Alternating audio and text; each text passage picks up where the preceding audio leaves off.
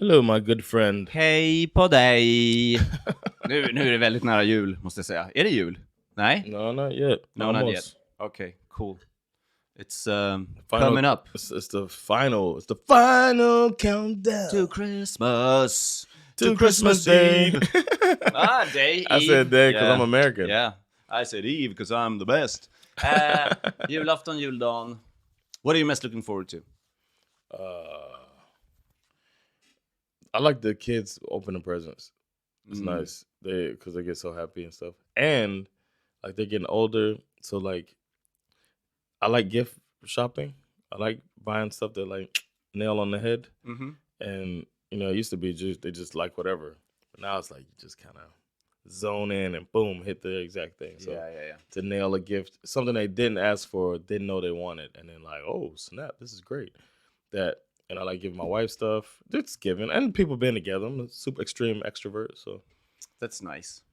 and on Christmas Day we always eat seafood lunch at my mother-in-law's.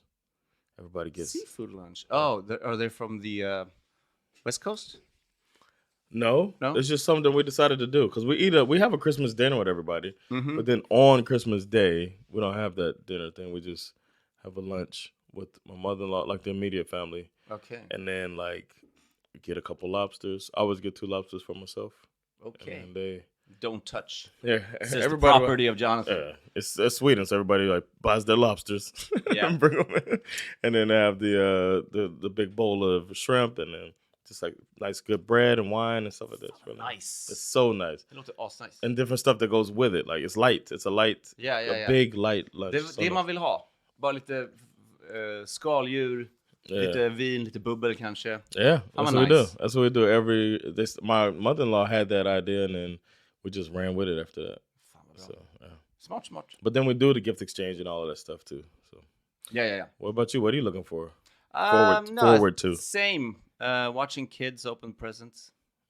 Zoning in what they really want. Mm-hmm. I don't have kids, but I just get to know kids that aren't mine, and I give them. I'm just kidding.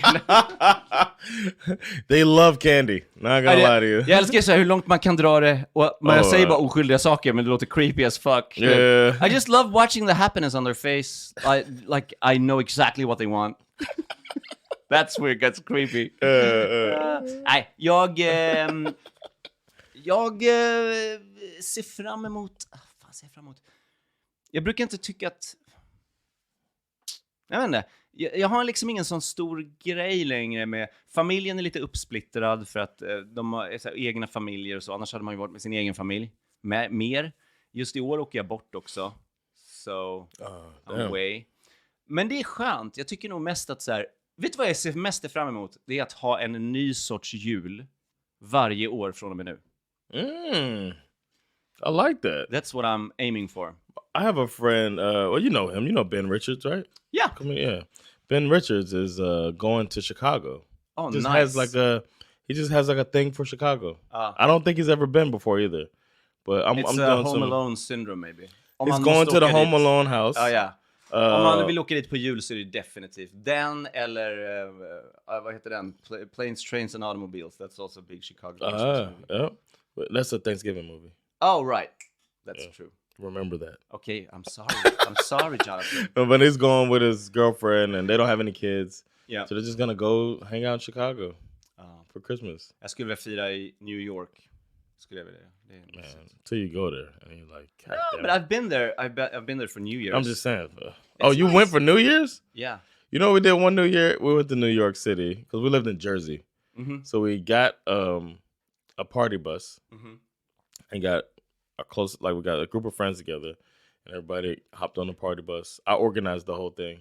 So everybody gave me some money to chip in, and we get this thing, and we rode up, and then by midnight we got to the ball drop. And I looked out at the people that were standing. It was Times Square. Yeah. We just looked out, and everybody's like kissing each other, Happy New Year, blah, blah, blah. And everybody just looks so miserable standing out in the cold. Or we're in this warm bus with good music playing. That's going to take us home. That's nice. I remember thinking like it's not so nice, man. Nej, men vi åkte inte dit för att vara vid Times Square. Jag var ganska nära. Jag var i Madison Square Garden. Okay. Jag och My såg it's right over Fish Concert. De har ju alltid varje år har de typ så 3 dagar i rad. De har typ 28, 29, 30, 31. Har de liksom shower i rad, Fish. Och på 12-slaget gör de en världens extravagant show som de bara gör liksom den kvällen. Oh, wow. And it was epic. It was best New Year's of my life. Wow. And then we still got to go to like Rockefeller Center och se julgranen. Åka ner i Brooklyn där de har så här, ett kvarter som tävlar om att vem som kan pimpa sitt hus mest. So like insane Christmas decorations. Yeah. Så det var skitmysigt. Men det var, så jag har väl typ upplevt julen fast i efterhand där. Men jag är bara såhär, det är något fint med själva staden New York och It's great. I love it. I just don't I like people, but there's a limit. Yeah, for sure, yeah. Especially with a bunch of tourists. I would never go to Times Square on New Year's Eve, that's for sure. Yeah, that was oof. And I wasn't even in it. I was like just looking at it. Yeah. Like, never. Yeah. So it's good. I've had some, One day I'll tell you, next time we sit down and talk about it, I'm going to tell you about a shitty New Year. I can't wait. Let's Can't do it always next be time. positive. Yeah. Can't always be Next positive. recording. Yeah. All right. It's time to bring in the fills. The fills of my life. This has been for the Lils. Let's bring up the fills. Yep. Det här är Teach Me Sweden, en podcast om svensk historia med en stor portion humor. 2 komiker försöker lära varandra svensk historia. Jag heter Erik Broström. And I'm Jonathan Rollins. And in this episode, I'll be teaching Erik all about one of the 7 wonders of Sweden. Och jag vet att ni hajar direkt vad vi pratar om. Alla har hört talas om the 7 wonders of Sweden. Speciellt den här. Yes. It's a lot of water, it's a lot of digging, and it's a lot of money involved, and a couple kings. Oh yeah, och det finns många filmer om den här. Jag har då fan inte sett dem, men Janne-Loffe Karlsson är med. All right, stay tuned. Boom!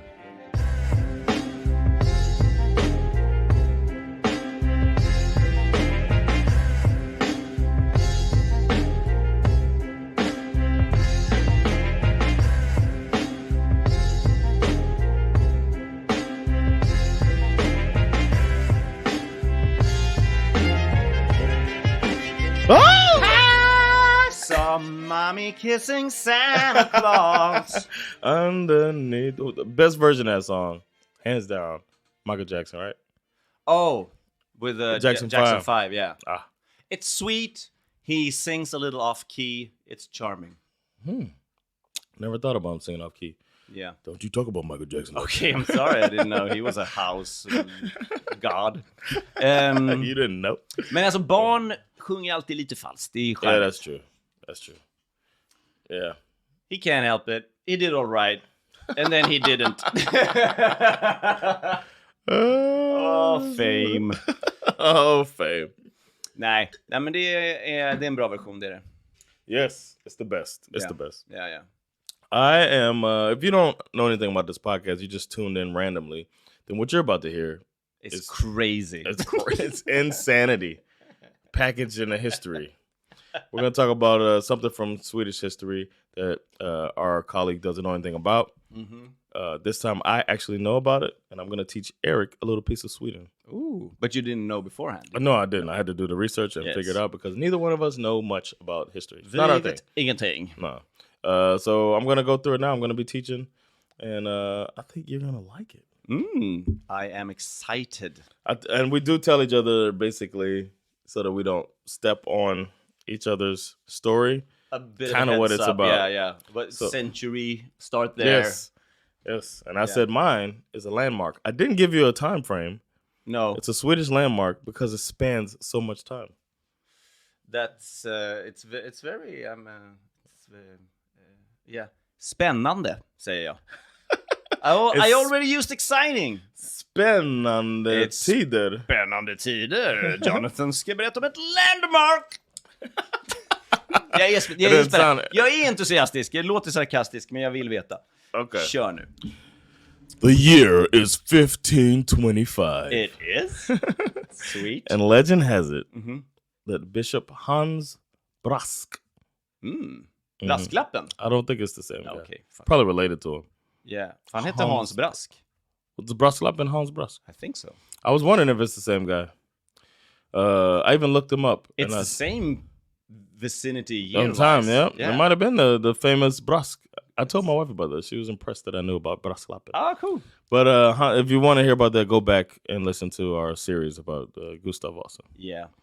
But Bishop Hans Brusk proposed building a large canal in Sweden that would connect Vättern and Vänern, which are the two largest lakes in the entire country of Sweden. Oh my God. Yeah. Is that Göta Canal? Yes. Yeah. Cool. I know nothing. Okay. This would create a direct connection between the Baltic Sea and the Kattegat. Yeah. Which is a 30,000 square kilometer sea area in the south of Sweden. Crazy. Or near the south, Sweden and Denmark in that area. Yeah. And this will obviously make it easier for trading goods and whatnot. And there have been plans for waterways such as this to be created, but nothing had come of it just yet. And things remained as they were through the 1500s and 1600s, even though they were talking about, let's possibly make this thing. Yeah. Make a canal. And then in 1801, hundreds of years later. Wow. 1801, there's this dude named Baltzar von Platten.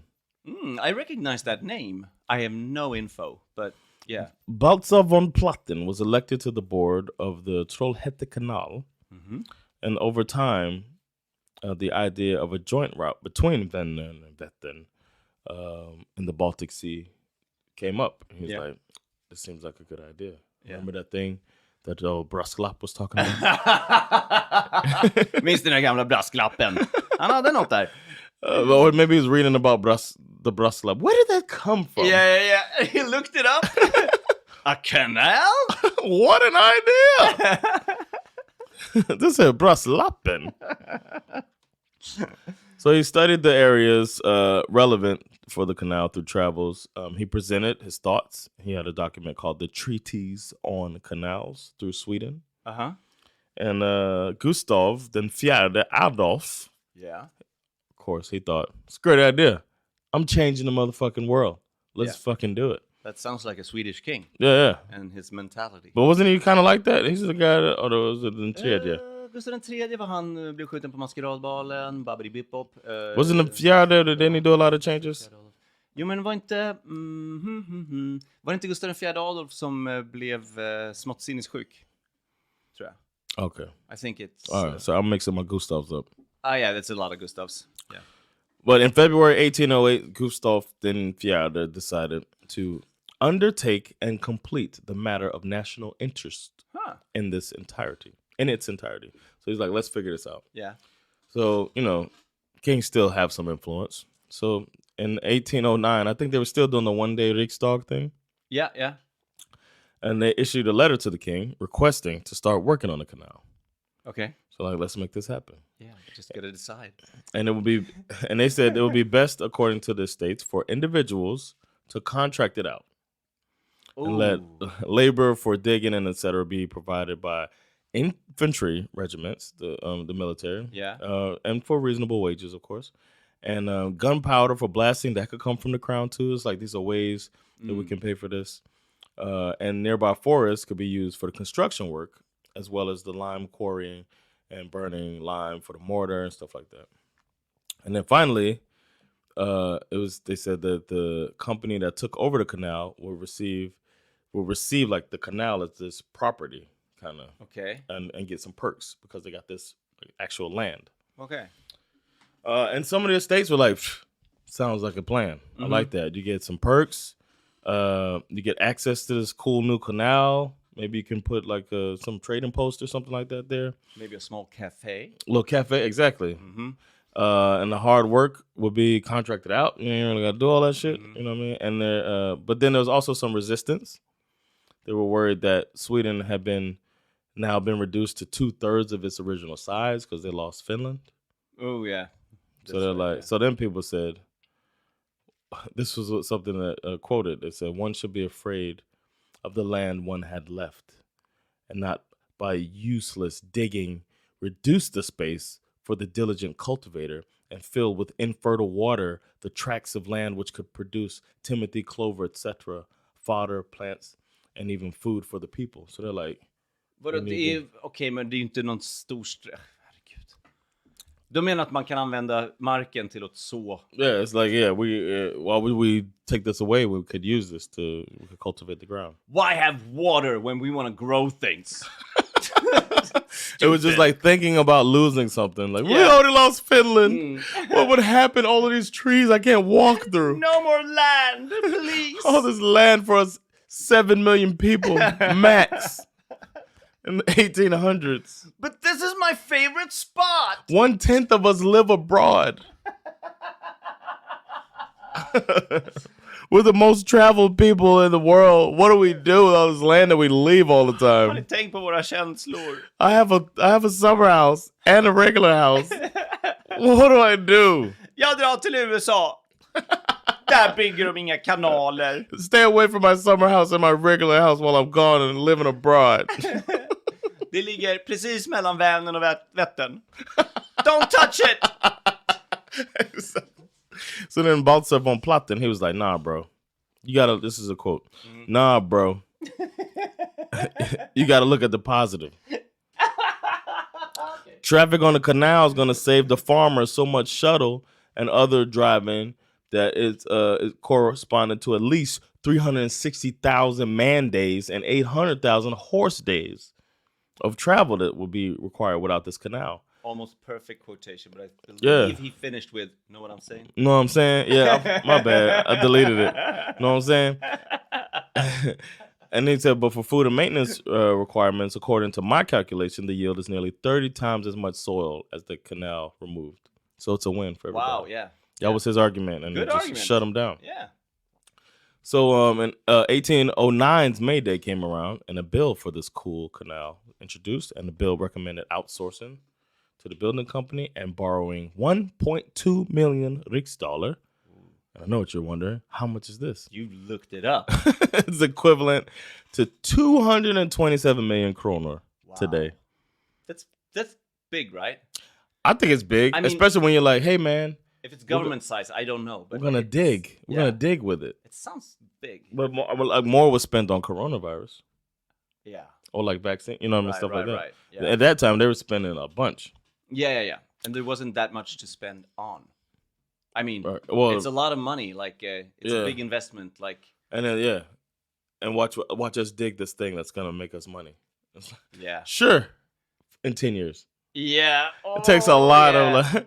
So the bill was approved, of course, and the funds were granted. There was a belief that this would be profitable. Investors turned up, and the value of the project increased because investors were like, I want some share. They were buying shares to this whole thing. Mm-hmm. So everybody's like, oof, now I'm going to have a stake in this canal project. So now the plan was to make it even bigger and better. We got a little more money. Let's do it. So they decided to dig it 3 meters deep in order to make room for the largest possible vessels at that time. Yeah. That could hold up to 200 tons so that they can navigate Göta Canal. Yeah. On April 12th, 1810, Baltzar von Platten got permission to build the canal officially. King Carl the 13th tasked von Platten with Thomas Telford, the British canal builder. They always bring in the British for these things. I guess. So, look at it. All right. I'll see, Governor. What we have here is a canal. You dig it, and then you open it up to the water. I've been building canals all around the world. I have.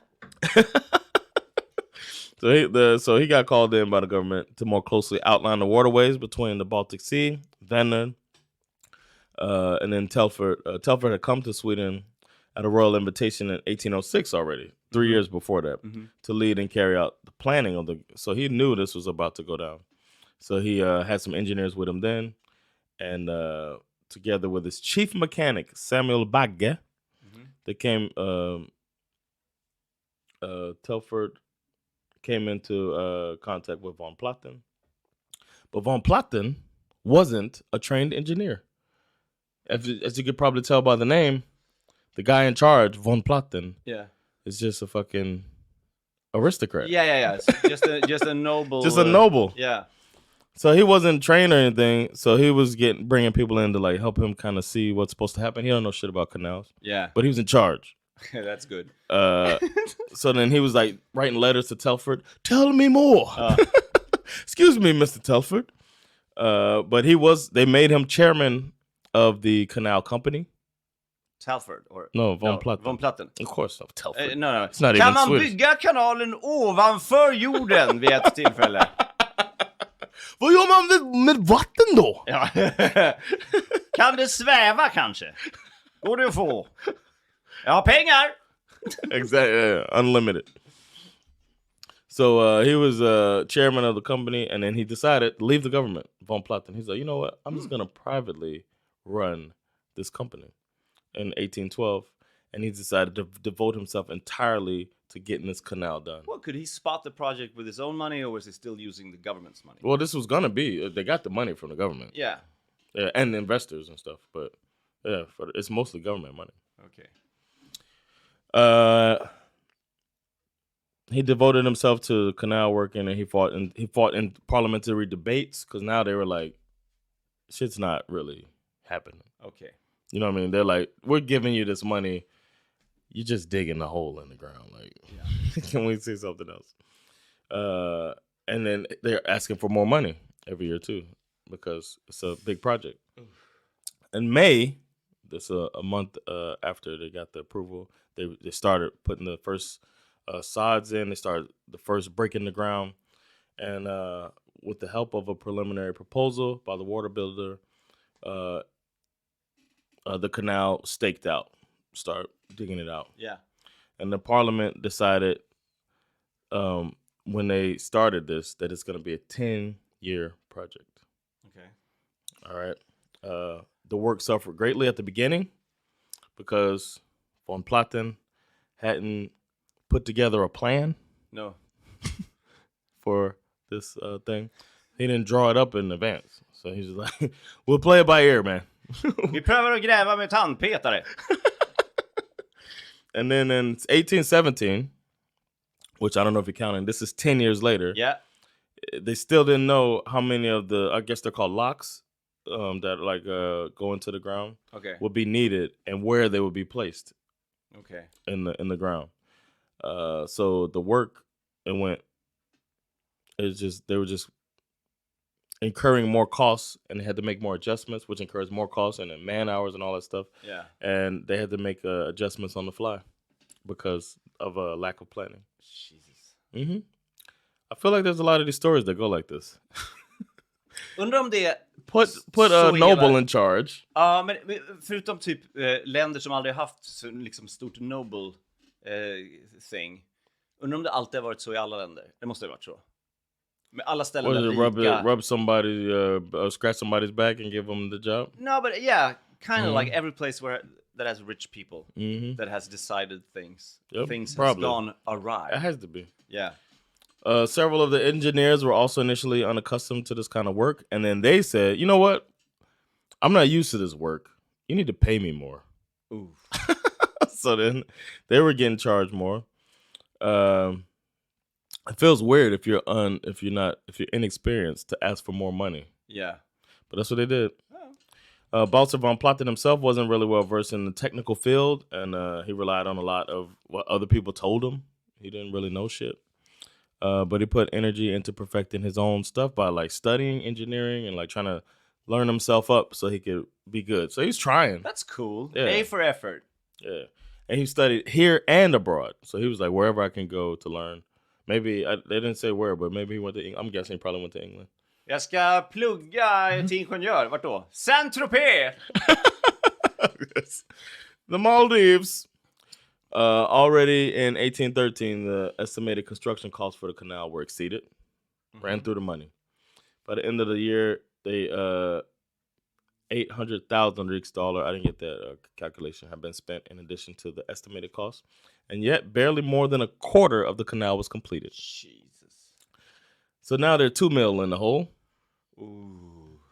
In addition, it was almost only the most easily worked sections that were dug through. So like the rest of the work was going to be harder. So they did the easy shit first. So it's going to get even harder. Börja med det svåra. Det är alltid börja med det svåra. Bättre. Yeah, exactly. Management proposed the shareholders. They were like, all right, I know we started in 1807. We think we'll be done by the end of 1823 at a cost of roughly 4.5 million riksdaler. Oh, shit. Yeah, okay. Started with 1.2. However, they were unreliable Yeah. because they're a quarter of the way done. In 1822, the Västgöta line of the canal was finally completed enough that it could be inaugurated by King Carl den XIV Johan. Okay. Yeah, So- that's Bernadotte. That's our current lineage. Okay. Yeah, and they made it a big deal. And then after this supposed success, because they're like almost like breaking, like the king comes and they do a whole ceremony, and then they come to the realization that this is gonna cost a little bit more money, Your Highness, Your Majesty. The Parliament meeting of 1823 resulted in another 2.3 mil requested. Jesus. The Parliament, oh my God. and the Parliament is like another 2.3 million, and the Parliament is like, hands are kind of tied because otherwise you just got a ditch in the ground. Hål I Sverige. Yeah. So you can't even use that ground, and you don't have a canal. So they're like, all right, I guess I got to do it. Pinched their nose, agreed to it, 2.3 mil. And then in 1828, they requested another 800,000 more. And it still has been 18 years since then. So it went on until 1832. They started in 1807. Was it finished 1832? 1832, September 26th. It was finally open at a cost of 9 million riksdaler, which today is about 17.8 billion crowns. Wow. In total, during the 22 years of construction, Yeah. 58,000 soldiers from 16 different regiments participated and worked on the excavation, the digging. Yeah. A smaller part of the workforce consisted of Russian deserters. Really? I do not want to live in my country anymore. Oh my God. You know what? Can you help us dig a ditch?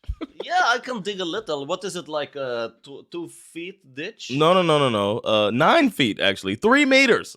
That's insane. Do you have vodka? Oh, that's very... No. Bad, No, Erik. you don't touch my Peruvian night treasures.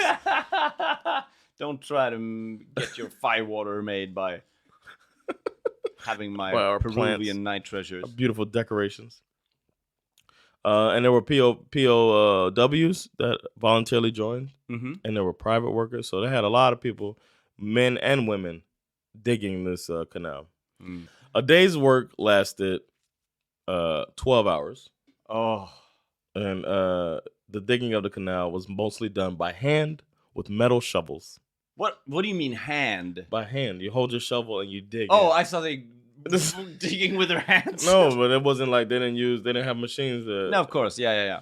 But there were tools available for land and water work too. But it was mostly done with fucking shovels. It's crazy. Göta Canal. Yeah. And I've seen it so many times. Yeah. I haven't seen... Have you seen that movie? Mm-mm. No. It's a big movie. Oh, I haven't seen that. There's 4 of them. Uh-oh. I hope I'm not way off on my facts here. No, we're always these spot are on just, with our facts. These are just comedies. I don't think they have anything to do with the construction. Okay. Among the heavier work was cutting stone to make those locks. Yeah. And at most, around 7,000 men dug at one time, but the workforce normally consisted of 2,000 to 3,000 people. Shit. And mostly soldiers. There was strict discipline maintained. They devoted 4 hours on holidays to exercise and 4 days a week to target shooting. So they still had to do their military duties and then come and fucking dig. Yeah. Crazy. The daily allowance. But they looked fabulous. Oh my, your hands. Are you digging by hand? I sure am, miss. Don't you mean missus? Bum, bum, bum. The daily allowance for the rank and file soldiers amounted to 13 shillings and 4 pence. Yeah. Which was paid by the canal company that had the whole project. Yeah. I'm sure they were making a profit and were paying workers shit. Of course. But it must be nice for military. You probably still have a salary and then you get like Full extra. Yeah. So they probably look like a win-win for them, but Yeah. I'm sure the company made out. Each soldier that took part in the work received a silver medal with Karl Johans image, Karl the 14th Johans image, and an inscription. I want to give that away as a Christmas gift. Vad är det här? Ett mynt med mig på. The canal had a heyday during the half a century, like for 50 year, like a 50-year heyday, because it was early industrialism in Sweden at the time. Yeah. And in addition to the task as a transport route from coast to coast, the canal meant an opportunity for heavier transport and efficient freight transport to be part of the world that wasn't possible before. So you reach some places you couldn't reach. That's cool. And it was good with localization, several industries. One of them is Motala Verkstad. It's one of the most important. It was mentioned a bunch in here. But the canal also stimulated activities in Gothenburg and Stockholm at a very decisive degree. Initially, it was of great importance, this canal. Yeah. That took 18 years to get going. Freight was large. In total, the amount of goods reached 100,000 tons a year. Shit. Yeah.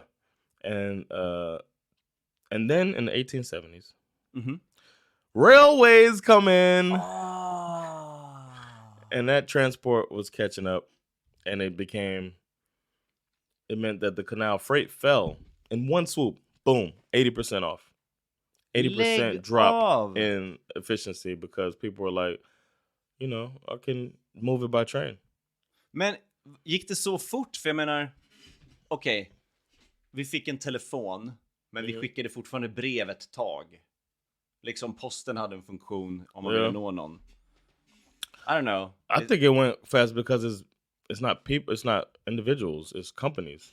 That's true. Yeah. And you're like, I need to get this there fast, and then you realize, oh, this gets there faster. That's true. Yeah. And probably cheaper. Yeah. Or I mean, faster is more important than the price, probably. Right. Yeah. Good point. So it was 80% drop off. The only thing, there were 3 types of cargo that was still like mainly used in this transport in the canal, and that's forest products, coal, and ore. But none of these needed to be moved quickly. Yeah. You don't have to hurry up and move fucking trees. No. Timber. Really got to get this timber, man. Oh, what am I gonna do? The best timber is the slow-moving timber. Exactly. Both passenger and freight traffic stagnated and never recovered. Oh, that's sad. 18 years and 18 billion. And then there was a toll that was out there that they used to take money from this toll, and then they got rid of that toll. It was called the Öresund toll, and it was abolished in 1857. So that's another revenue stream that's gone. Yeah. They had a boost in a little bit later because there was a blockade during the wars. So then that people started moving stuff. Yeah. So that was a good thing that it existed. The train couldn't move. The train was moving something else. Good point. Yeah. Human cargo. Yeah. Although shipping declined, the canal retained its importance for sea freight to coastal cities on the Great Lakes, albeit the 1930s, with increasing competition from bus and truck traffic that's coming in now. Now we got roads getting in. And then after 1950, we got vehicles and shit. We're driving on the right side of the road now. Traffic declined rapidly. And there was just the Trollhätte Canal, it was called. That was the only thing that was being used. And then it was just like all they had was tourism. Yeah. Göta Canal tourism. Yeah. Then there was a rapid growth of boating in the 70s. And that really helped movement on the Göta Canal. Yeah. Because people get their boats and they go out on the canal. And it's a summer activity thing. And go to different places and all that stuff. So they upgraded it. So they were like, shit, well, let's make it look nice. Yeah. So they upgraded the canal. Tourists had slowly decided to take a little interest. Like, oh, what is this thing, And then it became a tourist attraction. And already in the 1920s, large numbers of people started going and checking out this Göta Canal. Yeah. And that pretty much saved it and instead of it being a total bust. And I guess the first movie in like late 70s or early 80s maybe? Probably helped. Yeah. It's about a race along Göta Canal. Okay. With a bunch of rich people. This is so embarrassing. I haven't seen it. I've seen Swedish movies, of course, but I haven't seen Göta Canal. I haven't seen it. Of course not. It celebrated its 175th anniversary in 2007. And then there was a vote that year. And it was voted one of Sweden's 7 wonders. See, we have to... Vi kan inte fortsätta hålla på så här och prata om... Trelleborg kan inte vara Miami. Odenplan kan inte vara Broadway. Och Göta Kanal kan inte... Vi har inte 7 stycken. Det finns inte 7 saker att se. Och det är inte underverk. Vi måste ta ner det lite. Var är vår jantelag? Exactly, that's what you needed. Okay, it's one... What may the other 6 wonders be? I wonder. I almost want to check, man. Yeah. No, that's an episode. That's an episode. Don't touch it. The 7 wonders. Oh my God, that'll be fun. We gotta do that. Yeah. In high season, it takes about 5 to 7 days to travel through the canal. Yeah. And in low season, about 3 to 4 days. And the old tow paths that the boats pull them on. Yeah. They're now a popular cycling route. Oh, cool. So. Some businesses grew because of it, and it's only tourism now. Some popular companies such as Saab and Volvo can all credit, and Motala can all credit Göta Canal with helping them grow. Yeah. So that's the story of Göta Canal. That's cool, man. Very Thank you very expensive much. wonder. Yeah. In Sweden. Yeah. That was functional. Takes money to make wonders. For 50 years. Yeah. That's sweet, man. Thank you so much. That was interesting. Yeah, man. I know that one. Yeah. That's it, man. Thank y'all for checking this episode out. Mm-hmm. Bli supporter. Yes. Det är väl det man vill. Bli Patreon. Det är lätt. Man går in på patreon.com/teachmesweden. Man pröjsar bara 10 spänn i månaden. Det dras från ditt kort. Du behöver bara göra det en gång. Tryck in dina biggity bappy beep beep digits. Sen dras det. Och 10 kronor är ingenting. No. Om tillräckligt många gör det, hörni. Yes. Då blir jag och Jonathan rika. We can just keep doing it. We can buy our own canal. Oh! We invest Teach Me Sweden money in the canal. Okej, om vi får 5 nya Patreons, då bygger vi en egen kanal. I'm with it. All right. And you can email us suggestions. This was an actual suggestion from a listener. But email us at teachmesweden@gmail.com. In English for me, and in Swedish for Erik. And it has been Jonathan Rollins och Erik Broström teaching you Sweden. Red!